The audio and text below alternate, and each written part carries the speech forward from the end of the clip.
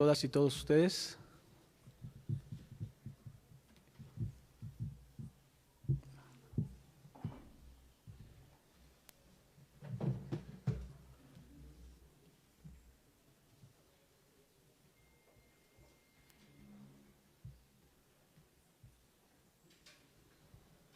Piso. La Comisión Local de Seguridad y Protección de la Facultad de Estudios Superiores Aragón les da la más cordial bienvenida a este recinto universitario y nos solicita hacer de su conocimiento que la cultura de la protección civil tiene como finalidad capacitar al individuo para que cuando esté frente a un riesgo sepa qué hacer. Afortunadamente, usted está en un lugar seguro y en caso de existir un riesgo proveniente de sismo o de otra naturaleza, puede abandonarlo sin correr, sin empujar ni gritar, por el acceso principal o las puertas de emergencia, que son las que se localizan al costado del foro. Una vez afuera de este recinto, le recomendamos se ubique en los puntos de reunión señalados en el piso. Identifica a sus familiares o acompañantes y puede continuar con su actividad normal.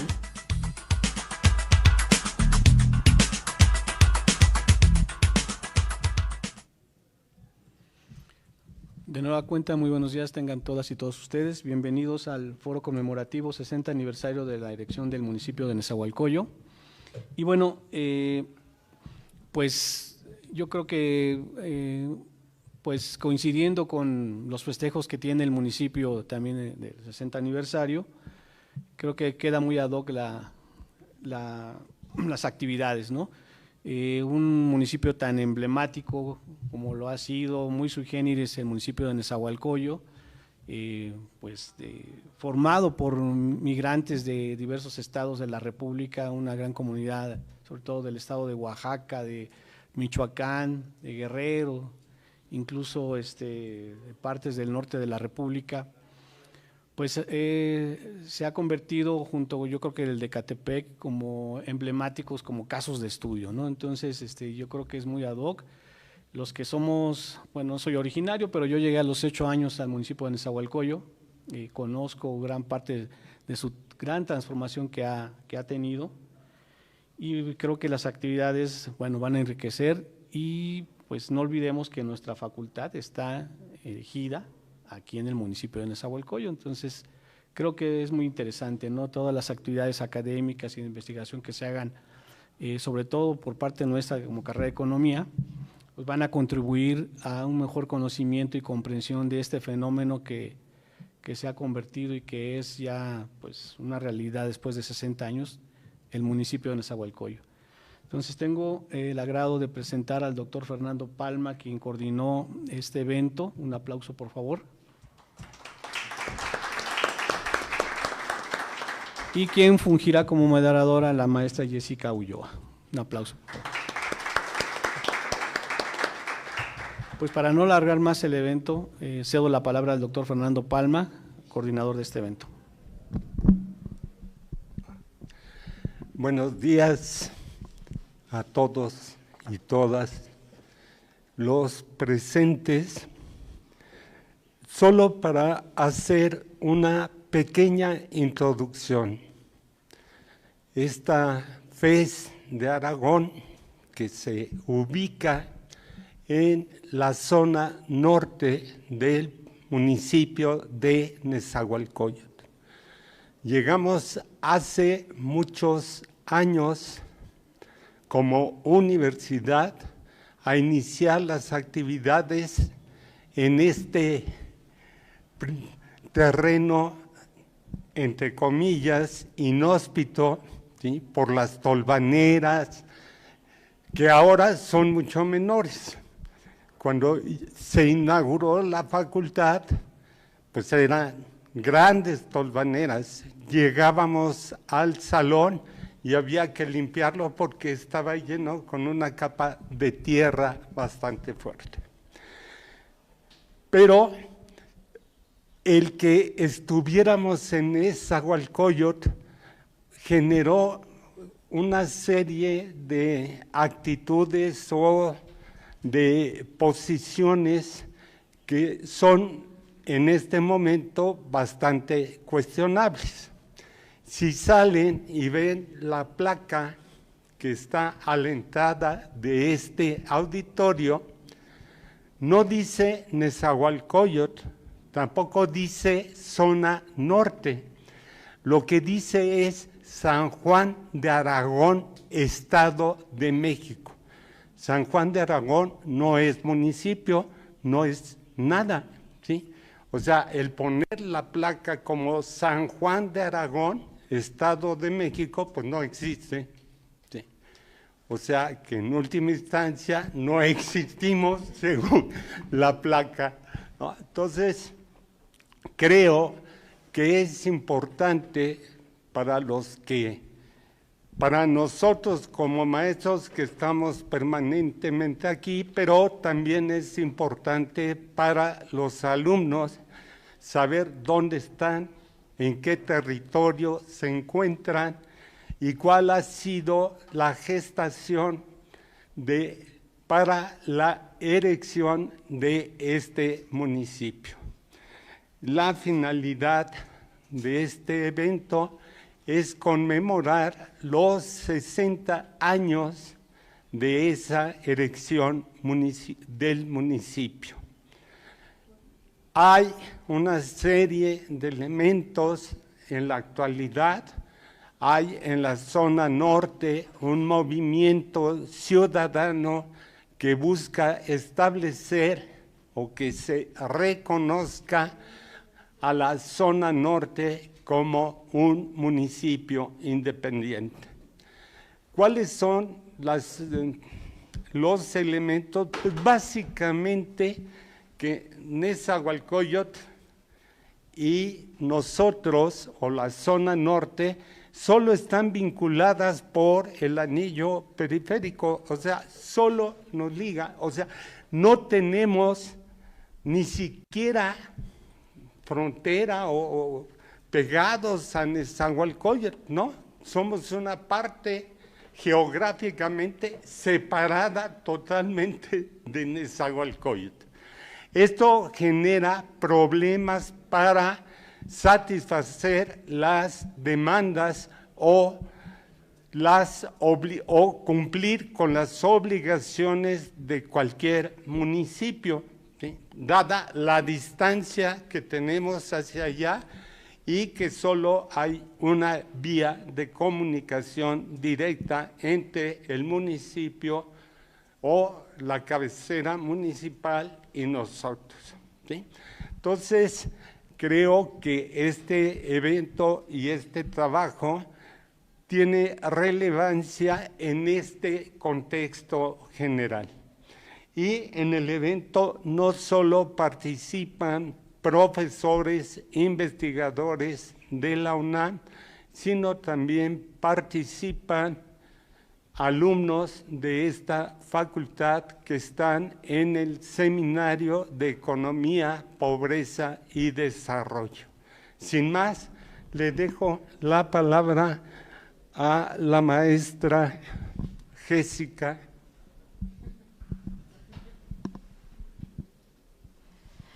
Buenos días, compañeros.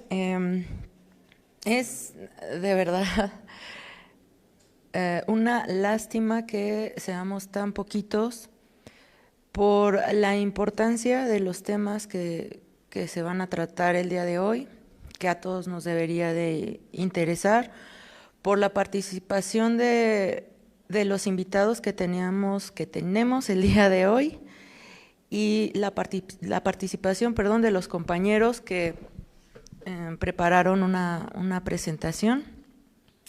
Y bueno, pues sin más, empezamos con el tema Ciudad Nezahualcóyotl, lucha individual proletaria condicionada por la práctica social capitalista.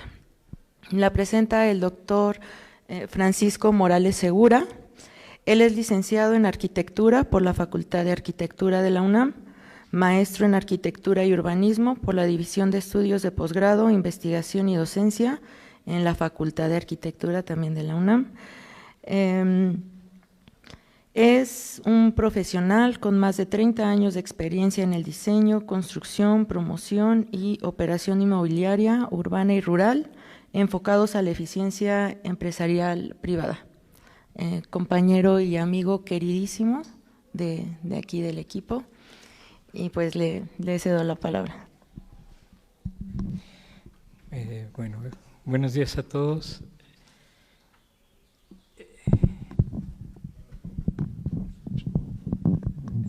No es como las fiestas infantiles, yo digo una cosa y ustedes responden. Lo que pasa es que esta chunche tiene, así, no sé cómo vaya. El problema es que tengo que leer, estoy bastante ciego, entonces si vieran la pantalla de mi computadora, las letras son de este tamaño. Bueno, primero vamos a tomar la cosa para que se relajen un poco, jóvenes. Primero tengo que agradecerle a la carrera de Economía de la Facultad de Estudios Superiores de Aragón, que me hayan invitado. Siempre es un gusto estar con amigos y nuevos amigos, viejos amigos, algunos como el doctor Fernando Palma, que lo conozco desde que entré al Arenero, él ya era maestro. Digo esto porque normalmente pienso así porque me cuesta mucho trabajo hablar en público, de verdad. Entonces, quiero hacer 3 observaciones de entrada. Primero, los problemas que tengo. Primero, digo muchas groserías. Procuraré no decir ninguna en este momento, en esta mañana. Hago muchas bromas a los estudiantes, sobre todo para llamarles la atención, porque no es fácil aguantar a un tipo como el que habla. Durante más de 15 minutos empieza uno a dormir, de verdad. A veces me hablo solo y me quedo dormido. El problema acá, decía Jessica, que somos muy pocos. Yo creo que somos los suficientes. La cultura no campea. La subcultura sí se impone. La contracultura es muy difícil, pero nunca voy a llegar, espero en mi vida, me quedan pocos años, entonces voy de gane. Espero que no me toque tener que parecerme a Maluma o a Bad Bunny para llamar la atención. Y curiosamente ese nivel de la cultura, que curiosamente ni siquiera llega al nivel de la contracultura, pagan una millonada por verlo. Es absurdo. Los jóvenes, nuestros jóvenes inteligentes, ahí demuestran que son mortales. Van y pagan 4 o 5 mil pesos por ver un tipo que no sé si es tipo, tipa o tipe. Bueno, el otro problema que tengo es que por desgracia y por fortuna tengo pocos amigos, sobre todo porque siempre estamos en un ambiente de la crítica permanente. Hay quienes se dicen socialistas, comunistas, contestatarios, revolucionarios, etcétera, etcétera, pero cuando las cosas se ponen difíciles, suelen dar no un paso atrás, una carrera auténtica. Nosotros, me refiero a mis distinguidos amigos y compañeros, cuando las cosas se ponen difíciles damos un paso adelante. Bueno, en este caso, bajo esa última observación o debilidad personal, intento generar una ponencia provocativa. La ponencia provocativa va en el sentido no de venir a dictar la neta, ¿no? Decir estas cosas son así y a ver quién se atreve a negarlo, a discutirlo, a imponer condiciones y conceptos y teorías y prácticas y ta. Aquí la idea es plantearles algunas reflexiones que me han llevado a generar un pequeño documento que se titula La lucha individual proletaria condicionada por la práctica social capitalista. ¿Qué quiere decir eso? Me dirán. ¿Sí? El problema aquí hay que verlo de diferentes ángulos y esa es la invitación que voy a hacer ahora. en el ambiente de algunas reflexiones. Cuando se me acabe el tiempo, le voy a pedir a los compañeros de la mesa que me digan, ya, cállate, de la manera más fuerte que puedan, porque no es fácil callarme. Ya que agarré la onda, ¿no? Ya que perdí el miedo. Bueno, déjenme decirles que de acuerdo al trabajo que estuve realizando por invitación de algunos de mis amigos, hay muchos elementos que ustedes ya conocen. No les voy a decir gran cosa, voy a enfatizar una cuestión que es una crítica a los investigadores oficiales y a la investigación académica, que suele decir de manera romántica que Nezahualcóyotl nació sobre la base de la práctica social de los grupos sociales. Para mí, espero que me puedan, pueda transmitirles la idea, me parece que eso es falso. Esa es la provocación. Bueno, voy a empezar a dar lectura al documento para no seguir echando rollos mareadores. Bueno, en principio tengo que destacar que después de 1950 se han generado una gran cantidad de investigaciones sobre el origen, desarrollo y consolidación de la ciudad Nezahualcóyotl, que es material académico o científico creado bajo ciertas interpretaciones que pretenden dar explicación al asentamiento proletario mexicano más grande del último siglo. O sea, no es nada despreciable y a veces suena de manera muy pedante. ¿La puedes regresar a la primera, por favor? Porque si no ya me voy a perder y los voy a perder de por sí. Bueno, algunos de estos investigadores centran su intención en el análisis histórico-filosófico y exponen que el origen de Nezahualcóyotl se sustenta en teorías de desarrollo urbano que siguen vigentes. Y en el mejor de los casos explican esto con base en la opinión de los actores, es decir, con base en encuestas. El problema de esto, tanto de la investigación histórico-filosófica, teórica, y a veces con sustento concreto, igual que las que tienen la base de la estadística, de la consulta, de la encuesta, tienen un método idealista, descriptivo, cualitativo, cuantitativo, espero que esto se entienda.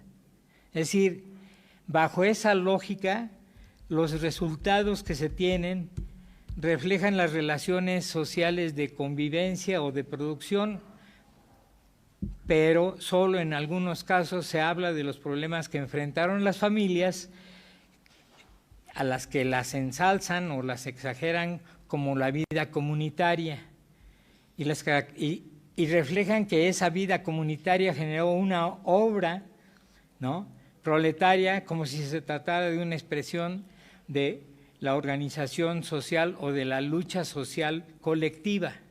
Mi tesis es que no es así.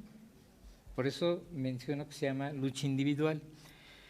Estos estudios tienen un problema metodológico porque refieren a los sujetos como si se tratara de grupos organizados, como si con ello podíamos considerar las relaciones de los individuos de manera circunstancial, como si se tratara de un fenómeno de comercialización inmobiliaria oportunista. Pues está re fácil, ¿no?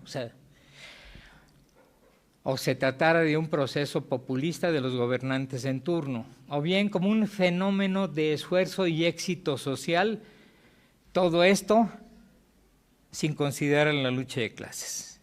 Luego entonces, desde mi punto de vista, bajo esta segunda premisa, pues la investigación en la sociología, antropología social, en la economía, en la arquitectura, bueno, los arquitectos los podemos quitar porque esos casi no saben nada de este asunto.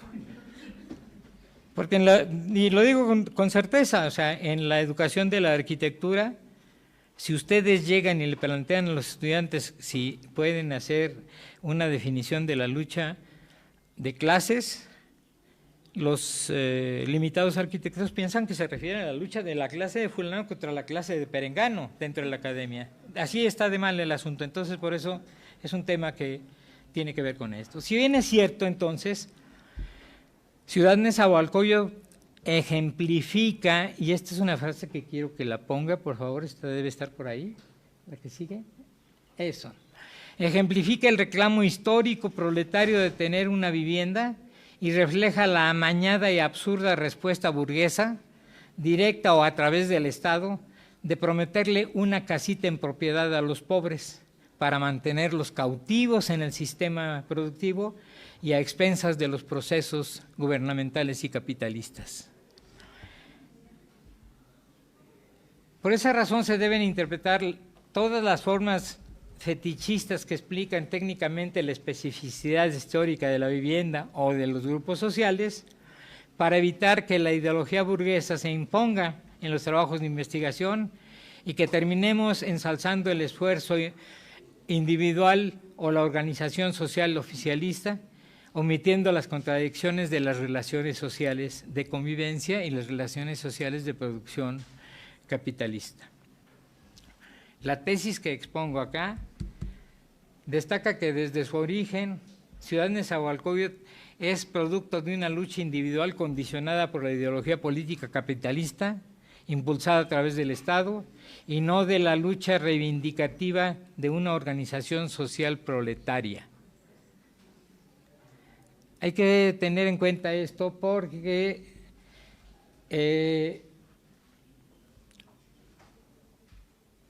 bajo esas premisas, lo que estoy planteando acá son 8 reflexiones, no se asusten, son muy rápidas. 8, dicen 8 son muchas, yo aguanto 3, no, o sea, 8. Estas 8 tienen la siguiente consideración. La primera tiene que ver con el contexto. O sea, no podemos explicar Ciudad Nezahualcóyotl si no lo contextualizamos en el momento histórico en el que surge y en las condiciones bajo las cuales surge. Voy a decir muchas cosas aquí, los que sean oriundos de Ciudad Nezahualcóyotl se pueden levantar y decirme lo que quieran, pero si bueno, nada más no me golpeen, pero si pueden decir científicamente, contradecir lo que acá planteo, lo voy a agradecer mucho.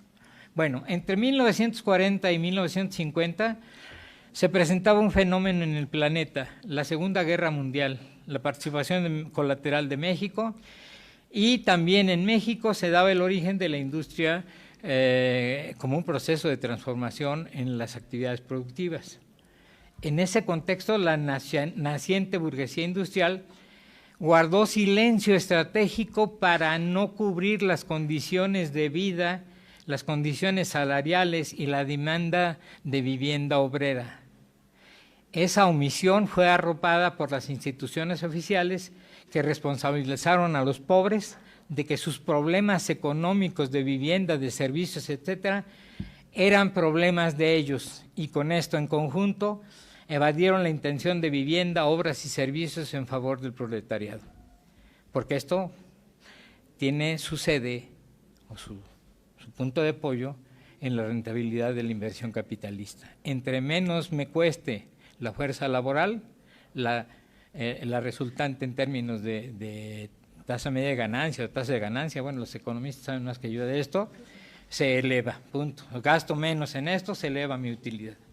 En ese contexto, también hay que destacar que en el Distrito Federal, en ese entonces, estaba sujeto a 2 grandes eventos importantes. El primero es que había una baja en la producción agrícola en el territorio nacional, producto de los endeudamientos que tenían con la banca oficial, aquellos bancos de crédito rural y el banco de crédito ejidal. Entonces a los ejidatarios les dieron hasta con la cubeta, y los que resintieron ese golpeteo, además de los ejidatarios, fueron los peones, tanto en el sector, en el ambiente del ejido como en las centros de producción capitalista. Los peones fueron los que más lo resintieron. Y luego entonces se convirtieron en migrantes, se llaman migrantes agrícolas, migrantes son migrantes, ¿no? Que llegaron a la Ciudad de México no en busca de oportunidades de vida, vinieron en busca de una condición de subsistencia. Los pobres no tenemos la posibilidad de luchar por una mejor economía, luchamos por sobrevivir, punto. El otro concepto que estaba el otro aspecto que estaba en ese contexto es la modernización urbana de la Ciudad de México, que provocó la expulsión de algo así como 7,000 familias del centro histórico de la Ciudad de México, preferentemente de las colonias Guerrero, Lagunilla, Tepito, todo esto en la actual delegación Cuauhtémoc. Este asunto hay que tenerlo muy en cuenta porque el comportamiento de estos amigos de la ciudad es totalmente distinto a los que provienen del campo, y eso voy a tratar de mencionarlo más adelante. En este caso cobra importancia la colonia Guerrero por dos grandes razones. La primera es que era un punto de arribo de los migrantes que llegaban de los estados norte y este de la República, en relación a la Ciudad de México, con los enlaces vehiculares hacia el Estado de México, al Estado de Hidalgo, y la presencia ahí de la terminal de ferrocarriles nacionales. O sea, el medio de transporte más económico hasta ese momento. El otro asunto es que la colonia Guerrero fue sede de dos grandes proyectos de regeneración urbana. Uno que fue la construcción de la unidad Nonalco-Tlatelolco y la otra la prolongación del Paseo de la Reforma, con lo que se desplazaron cualquier cantidad de inquilinos de las vecindades que estaban allá. Esto es una contradicción, sobre todo porque apenas 7 años antes, es decir, en 1942, el presidente de la República, Manuel Ávila Camacho, generó el decreto de rentas congeladas para poder proteger a los inquilinos de las vecindades de las colonias, de las colonias preferentemente de la zona que he mencionado, la Guerrero, el Tepito, de la Lagunilla, etcétera, que es donde había una mayor concentración de población pobre bajo el esquema de renta en vecindades. Muchos de los jóvenes actuales no saben qué es eso.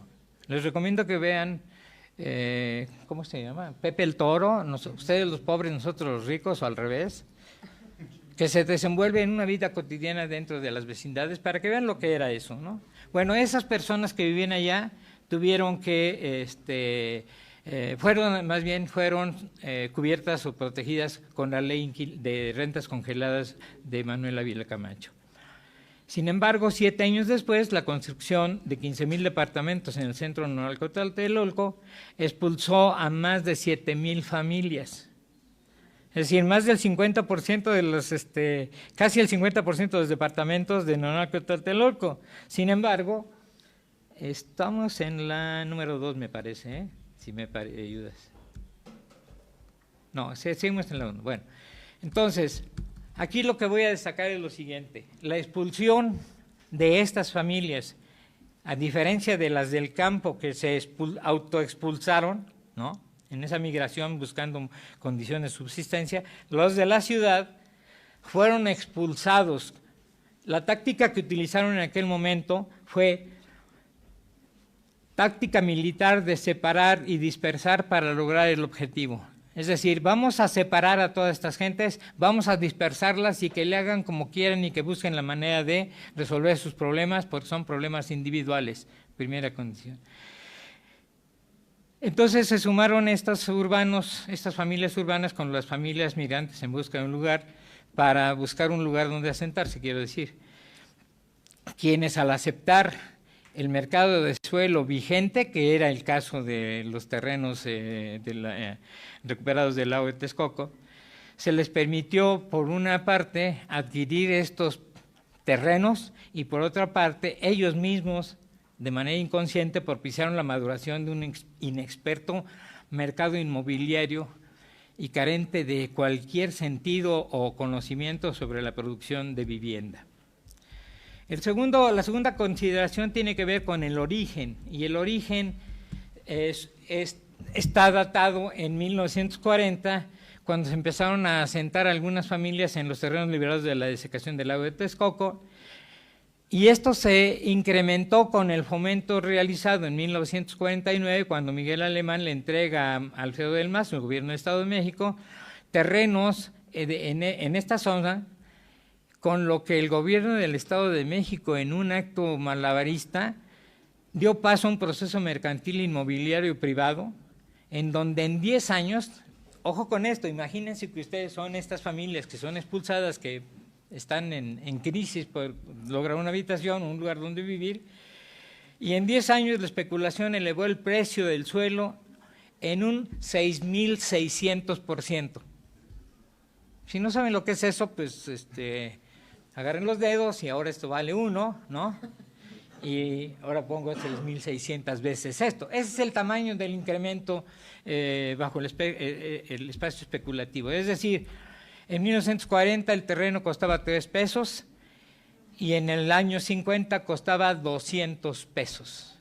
O sea, es el nivel de incremento especulativo que es, me parece por los datos que tengo en la cabeza, que es el segundo espacio de plusvalía, se puede decir, no sé si sea plusvalía, yo le llamo especulación bruta, después de solidaridad social en Cancún. Pero hay distancias, porque aquellos eran trabajadores, los de aquí eran migrantes expulsados tanto del campo como de la ciudad. Ello derivó entonces en un crecimiento poblacional con una tasa demográfica del 6%. Los que sepan de estadística poblacional podrán saber que esto es un incremento bastante importante. Fue de 6,000 habitantes en 1950, a 100,000 en 1960, a 600,000 en el año 1970 y según datos del INEGI en 1980 llegó a concentrar 1,350,000 más o menos habitantes. Después empezó a descender el crecimiento poblacional, empezó a descender el crecimiento. Yo creo que fue un proceso de expulsión del propio Nezahualcóyotl hacia otros espacios, como ustedes seguramente saben, y descendió en el año 2020 a 1,100,000 habitantes. Este crecimiento poblacional se derivó de migraciones, como decía el maestro, de provenientes de 9 estados para crear las primeras 15 colonias en la zona. No voy a decir cuáles son los estados, porque ustedes ya se lo saben, no voy a decir cuáles son las colonias, porque también ya se las saben. Lo que sí hay que destacar es que en muy pocos años, es decir, entre 1948 y 1959, en 10 años, se crearon 33 colonias para albergar a toda esta población que mencioné antes. Hasta 1960 se consolidaron por primera ocasión los servicios de agua, en el 69 el sistema eléctrico y en el 74 el drenaje sanitario, según datos de INEGI. Si ustedes se dan cuenta, tuvieron que pasar más de 10 años para poder tener agua en sus colonias. ¿Cómo lo hicieron los otros 10 años? Bueno, ese es problema de pobres, ¿no? Dirían por ahí. Ellos se las resuelven, son ingeniosos. O sea, los pobres, qué bueno que no tienen agua, porque no tienen cultura hídrica, no saben usar el agua. O sea, tenemos que enseñarle a los pobres que utilicen un vaso de agua para que toda la familia se lave los dientes. Bueno, las familias que se laven los dientes, dirían ellas. O sea, no tienen conciencia sobre el agua. Y sobre los desechos, menos. Y la electricidad la utilizan nada más para poner la televisión y ver el fútbol enajenante. Qué bueno que no tenían. Y esto que estoy diciendo, que si ustedes creen que es una mofa, no, es una realidad de un discurso oficial de los profesores en la Universidad Nacional Autónoma de México, en el posgrado de Arquitectura de la Universidad Nacional Autónoma de México. Eso debe darnos pena. Y debe darnos pena si no le reclamemos a esos tarados, a esos tarados que no saben de lo que están hablando. Cuando uno le dice a estos profesores o a estos investigadores, no compañero, el problema es que el agua en esta sociedad es una mercancía, se quedan con una cara de Platón y con la boca del tamaño de una caricatura Disney, ¿no? Se les cae la baba, y dicen, eso no es cierto. Bueno, yo espero que ustedes lo alcancen a percibir. Organización social, todo esto se dio de manera individual, luchas individuales. La primera organización y única que yo alcanzo a distinguir en la historia de Nezahualcóyotl se dio en 1965 con la organización del Movimiento de Restauración de Colonos contra los abusos de fraccionadores, quienes vendían lotes hasta ya. Bueno, ya ven por qué no me cae bien esta mujer. Dos, bueno, el siguiente, voy a sintetizar. La tercera reflexión tiene que ver sobre el negocio del suelo. Abrevio, se generó un libertinaje comercial. Los propietarios del suelo fraccionaron de manera libre. Los vendedores pusieron los precios de manera libre. Los arrendatarios de maquinaria expulsaron costos de arrendamiento de manera libre. Los comerciantes de materiales obtuvieron rentas extraordinarias por las ventas a menudeo con un precio libre. El esquema de mercado capitalista libre, ¿no?, tuvo como base una ideología semejante al solipsismo, donde el proletario individual no se trata de explicar su existencia y no puede explicar la existencia del vecino. Esto exacerba una contradicción social expresada en la competencia individual. Los comerciantes de suelo, materiales, esto lo vieron en un escenario de competencia libre de carácter individual. Híjole, a mí sí te corre. Sobre la autoconstrucción. Sobre la autoconstrucción, el proletario se le olvida que está generando trabajo extraordinario, se está sobreexplotando y está generando una mercancía que jamás va a entrar al mercado y que la pague íntegramente. De una inversión que no recupera por la vía del esquema capitalista de valor de cambio. Ideológicamente se acostumbra al proletario propietario a acreditarse una riqueza de fantasía, un espejismo engañoso, en donde después de una larga inversión, conforme a fracciones de capital, en forma de fracciones de capital y de trabajo, parece generar un objeto que carece de valor en el mercado convencional.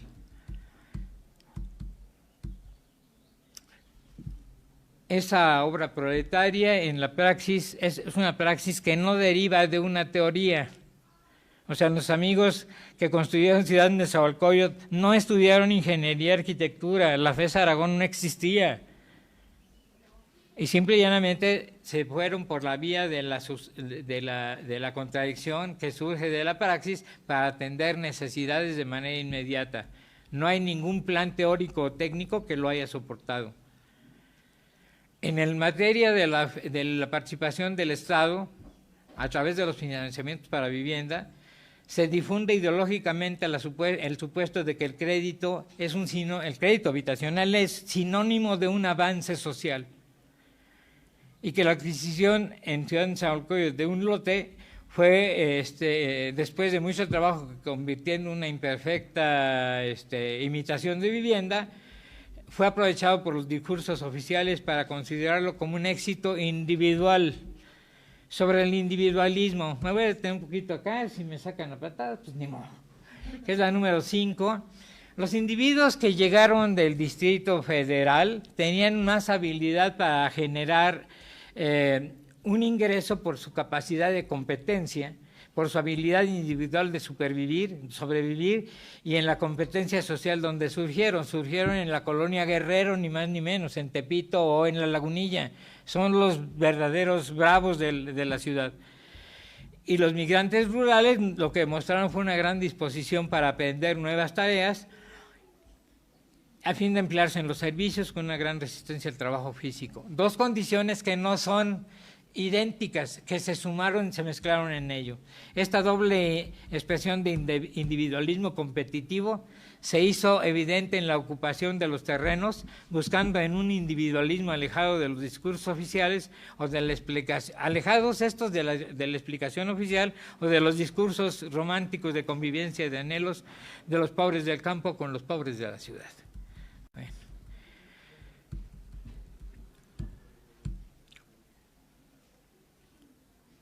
George Simmel, un autor europeo, dice que mientras el sujeto tiene que avenirse a nuevas formas de existencia, su instinto de conservación le exige una conducta no menos negativa, en condiciones de un nuevo individualismo distinto al que antes tenía. El individualismo del campo es distinto al individualismo de Neza. El individualismo de la delegación Cuauhtémoc es distinto a lo que opera allá. esas condiciones de Ciudad Nezahualcóyotl son causa y efecto de un individualismo que se constituyó como rasgo esencial de sus relaciones sociales, lo que genera una compleja mixtura de contradicciones que amalgama intereses individuales, relaciones sociales y actividades de diferentes grupos de pobreza, de poder, de economía y de política. Sobre la vivienda híbrida, lo voy a sintetizar. La vivienda que se produce en Nezahualcóyotl está alejada totalmente del esquema tradicional de producción capitalista. Es decir, todos los que sepan o que coincidan con esto, aquel circuito de la producción, distribución, circulación, consumo, el caso de la vivienda en Neza no pasó por ese proceso, fue de la producción incompleta al uso o al consumo. Se pasaron la distribución, así somos los de Neza, ¿no? Nos brincamos todo ese proceso. Y entonces el intercambio lo que generó bajo ese esquema es que los objetos producidos de manera individual generaron una vivienda que no pasó por el mercado inmobiliario, no cubre el valor de cambio bajo condiciones y la lógica del mercado inmobiliario capitalista. Quien diga lo contrario tendría que pasarse algunos años para poder al menos sustentar un protocolo de explicación. Sobre el autoempleo, muy sencillo. La falta de inversión capitalista en Neza durante casi 30 años, las familias residentes identificaron el comercio ambulante como modelo de autoempleo, con baja retribución que se incrementó en virtud de la reventa de objetos domésticos reparados, autopartes, piezas y accesorios. Es una forma de distribución equitativa de la pobreza. Normalmente decimos, no, no hay una forma equitativa de la distribución de la riqueza. Esta sí es una forma equitativa de distribución de la pobreza, que más tarde se generalizó en todas las zonas urbanas del país para crear mecanismos de supervivencia más que de subsistencia. Casi termino, Neza tiene algo casi fantástico. Revela el sentimiento de clase, no desde el punto de vista romántico, sino desde una perspectiva objetiva, porque surgió a pesar del individualismo competitivo, porque a pesar de que los vecinos se conocían, en la vida cotidiana son competidores y en el mejor de los casos se establecieron alguna relación mutua para cumplir un requerimiento del momento, de manera espontánea y de manera inmediata, en forma de coyuntura. Último, sobre la interacción individualista. ¿Me das otro minuto? Claro que sí. Pues esto es como en el fútbol, que me repongo un minuto por la distracción. De 1940 a 1950 las obras realizadas carecían de prácticas sociales de amplia cobertura, de apoyo técnico, económico o político. Sutilmente dieron forma a una particular forma de ocupación del suelo basado en el trabajo individual sin pago.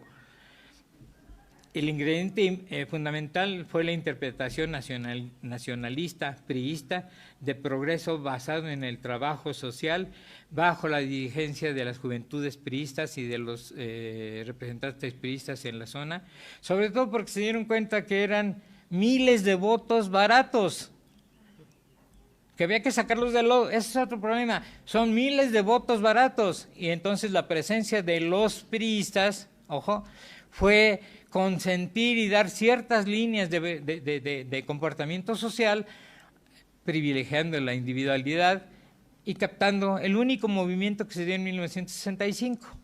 Lo captaron, lo incorporaron y lo reprodujeron. En el conjunto de las abstracciones, acciones, obras, destaca la visión imperante de la intervención individual para construir una vivienda de alcances limitados que el proletariado o el proletario considera como una tarea que es su obligación, sin vínculo directo o indirecto con la producción capitalista. Eso está en la mente de muchas gentes, no solamente de Neza, también los de Aragón, también los de Coacalco, los de Milpalta, de todos lados. Esa es una política social de carácter ideológico que se fundó con las juventudes priistas, nació de las juventudes priistas. Espero que los priistas me perdonen, pero esa es la historia.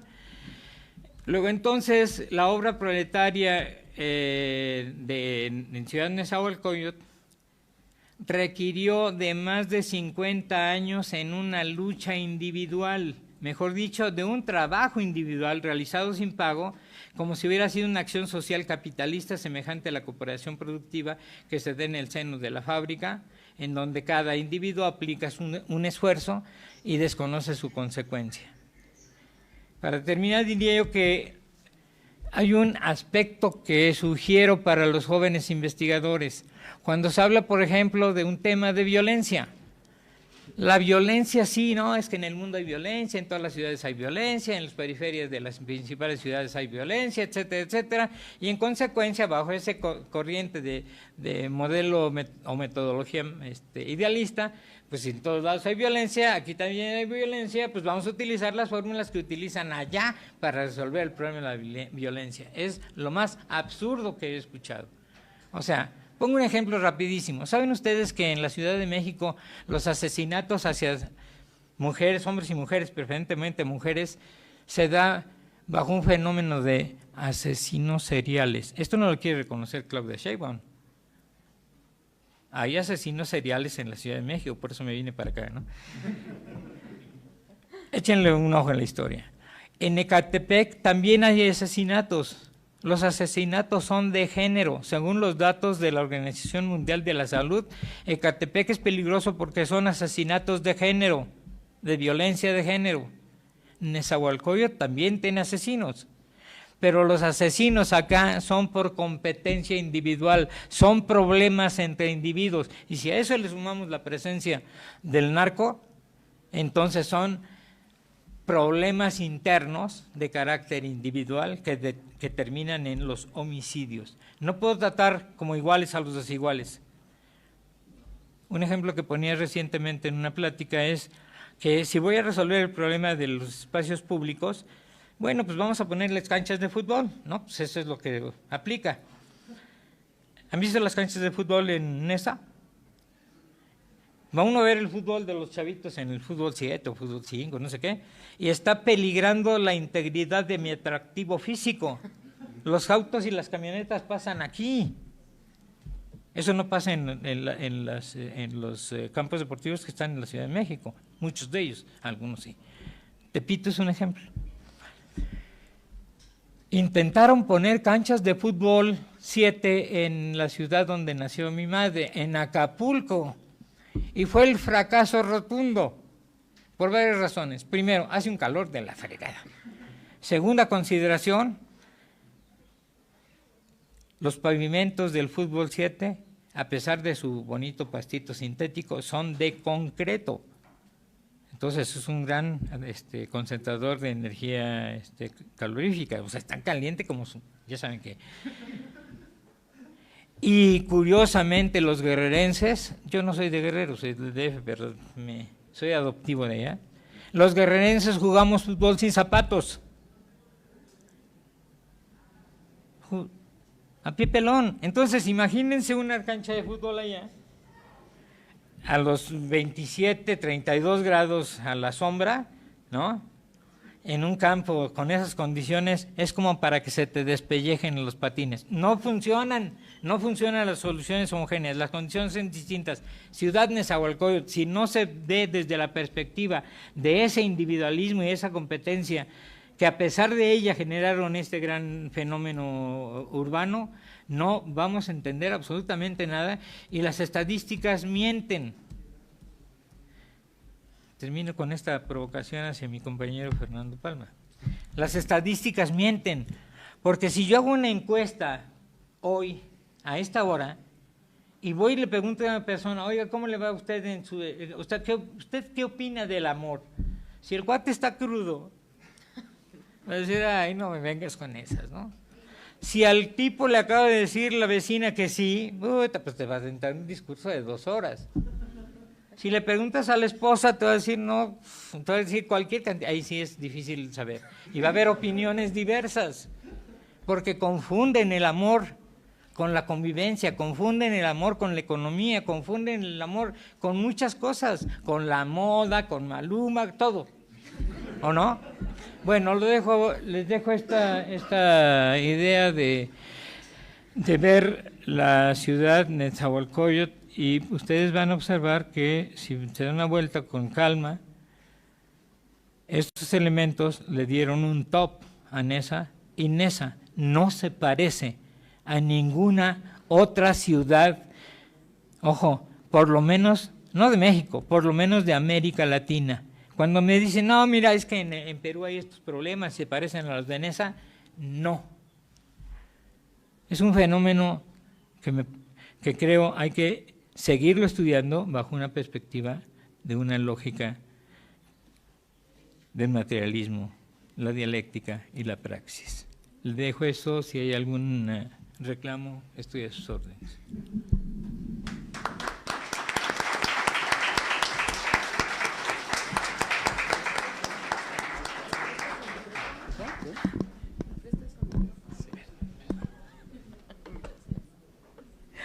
Muchísimas gracias al doctor Francisco Morales.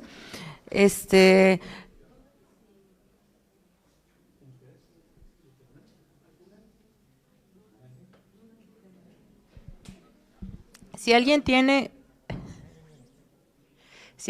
alguna duda, comentario, objeción o felicitación al doctor.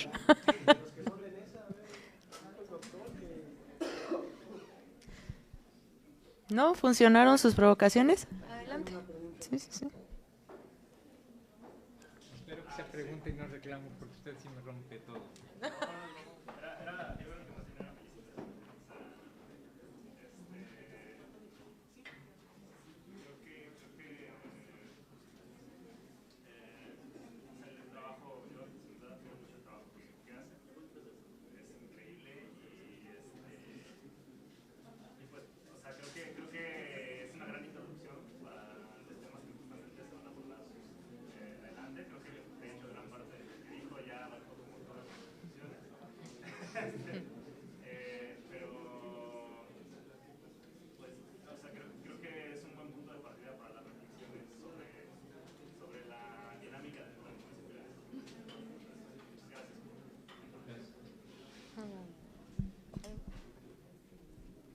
¿Alguien más? Bien, arquitecto, dado que Nezahualcóyotl se fue creando por la necesidad ingente de la gente que fue desplazada del DF y del campo mexicano, nos da una idea de que fue algo totalmente errático. Sin embargo, si vemos la urbanización de la actual zona centro de Nezahualcóyotl, se contempla una estructura urbanística de una cuadrícula casi perfecta. ¿En qué momento se dio esa planeación que les permitió hacer esa estructura? Bueno, mira, estoy tratando de organizar la idea. Primero, hacia 1950 surge la ley de fraccionamientos en México. No me preguntes exactamente la fecha, porque ahí sí me puedes poner tache en ese punto. O sea, no sé, pero fue en alrededor de 1950. Estuvo vigente durante 10 o 15 años la ley de fraccionamientos, y la única entidad que lo mantuvo hasta 1970 fue, 70-80, fue el estado de Veracruz. El problema del fraccionamiento es que centraba su tarea, la intención, en el aprovechamiento máximo del terreno por la vía de la lotificación.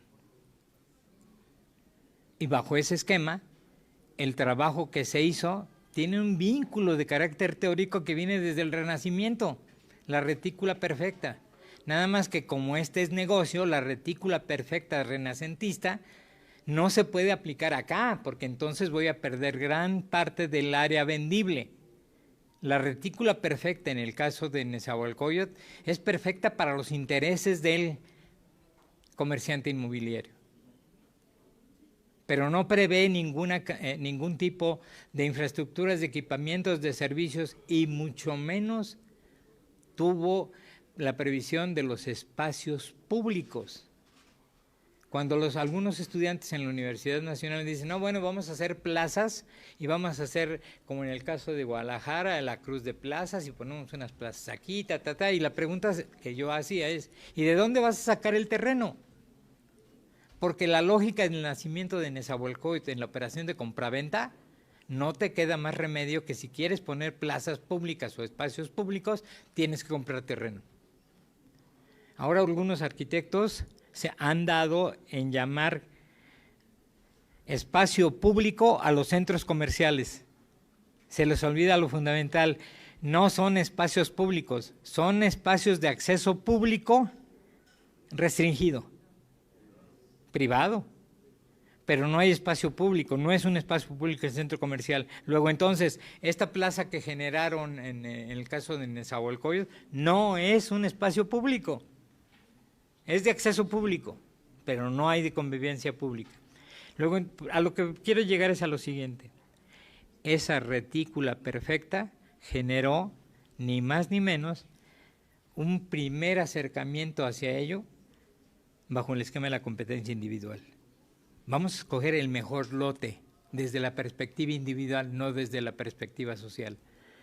La infraestructura y los servicios lo hicieron cada uno de los habitantes, de las familias ocupantes de los lotes. ¿Y sabe usted qué utilizaron como referente? El plano de ventas. O sea, los que saben de esto, espero que haya aquí ingenieros arquitectos, ¿no?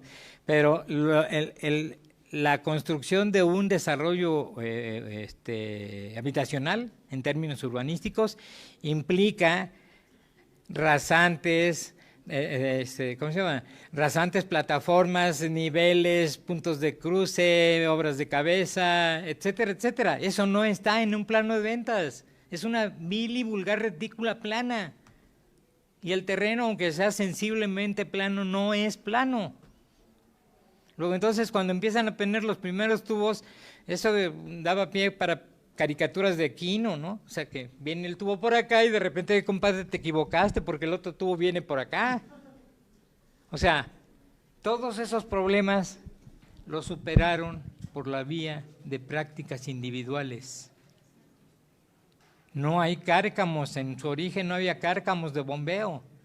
Los superaron bajo unos esquemas verdaderamente simpáticos, los que puedan recuperar la historia, utilizaron mecanismos medievales de compensación de curso del agua, la compensación de niveles del agua.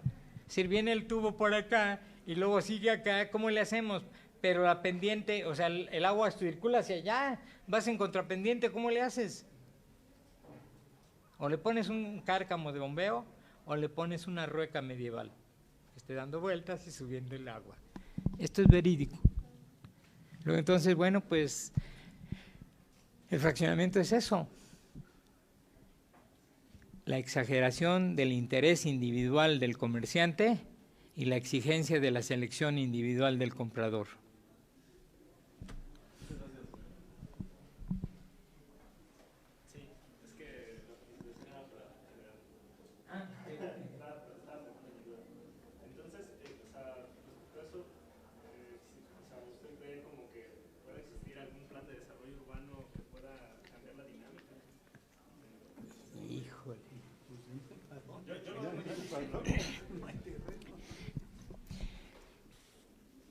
Esto es como los médicos los médicos del área de urgencias.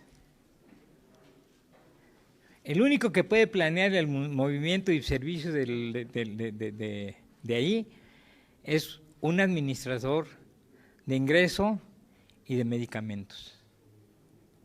Pero planearlo sí se puede hacer. Nada más que el costo social es tan alto que es imposible aplicarlo. Pongo un ejemplo rapidísimo. Si nosotros como urbanistas decimos, ok, aquí la densidad tiene que bajar. O sea, la estructura de los edificios no puede ser más allá de 9 metros de altura, incluidos tinacos. Estoy hablando de 2,5 niveles. ¿Qué vamos a hacer con los que tienen 3 o 4 niveles? ¿Les vamos a tirar? Es imposible. Y en una sociedad capitalista como la que vivimos, pues ese es una auténtica utopía. Lo más que puedo lograr hacer desde mi punto de vista y de la experiencia que tuve en algún momento en la planeación urbana es adecuar los espacios existentes a formas de operación distintas. O sea, ¿qué quiere decir esto? Si estamos acostumbrados a que el paradero de automóviles, o sea, que los camiones se paren donde se les pegue la gana, tengo que cambiar la conducta de los transportistas y la conducta de los usuarios. Eso no es nada fácil, pero se puede lograr. Poner reductores de velocidad no sirve de nada, o sea, se los pasan como si fueran campos de Skytrack, ¿no? O sea, vamos a volar. Sí se puede hacer, pero es un ejercicio correctivo y por esencia la planeación